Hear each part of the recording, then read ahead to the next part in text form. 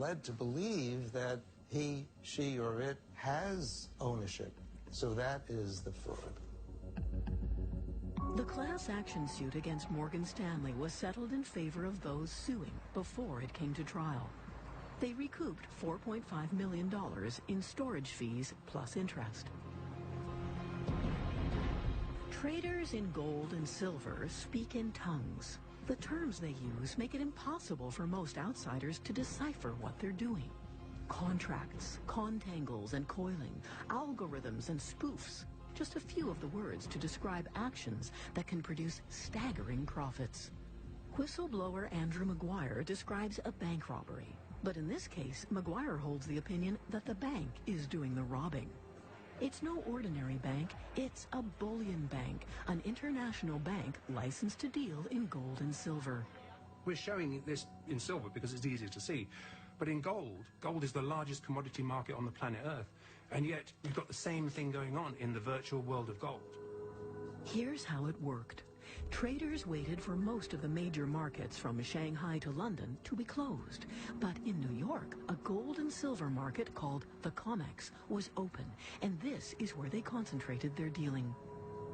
This is a virtual world. This is not real physical. There's no numbered bars necessarily behind this. Essentially, you've created electronic gold and electronic silver.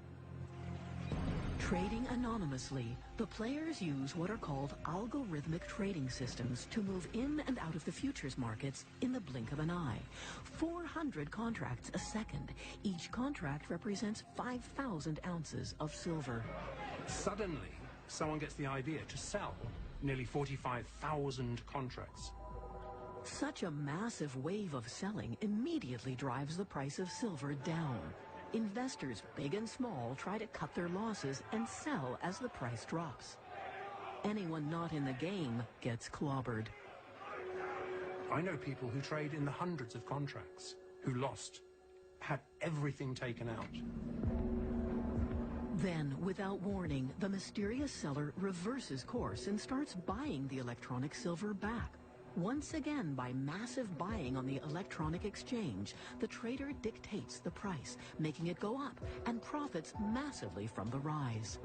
The profit on each contract reaches $80,000. That's $80,000 times 45,000 contracts, $3.6 billion. The mysterious sellers are alleged to be traders for the bullion banks J.P. Morgan and, to a lesser degree, HSBC. It is illegal. It's absolutely illegal. Under commodity law, you're not allowed to be dictating the price on the futures market. When we come back, Mr. Maguire goes to Washington as a whistleblower. I woke up at 2 o'clock one morning and said, you know what, that's it. I'm going to the regulators. I can't stand this anymore. In a Hollywood production called Wall Street, Money Never Sleeps, big finance is depicted as totally amoral. This is the world whistleblower Andrew Maguire believes he is confronting as he alleges 2 Wall Street banks were rigging the price of silver and making billions doing it. In Washington, Maguire approaches Commissioner Bart Chilton at the CFTC, the Commodities Futures Trading Commission. Their job is to police the trading of gold and silver. What we've seen all too often is where you have an individual trader who has excessive concentration. And when I say excessive, I mean concentration that can lead to pushing prices around. And we've seen it in precious metals, in silver, in gold, and some of the other commodities. Maguire proposes a scheme to catch the bank rigging the price. He will go online with a CFTC investigator and guide him through the manipulation in real time. I was on live with him saying, right now, silver's going to go any minute now. I saw the signal come in, which is pretend offers and bids coming in and not trading. So suddenly, silver takes a drop. And I warned him just before, silver is going to go down below $15.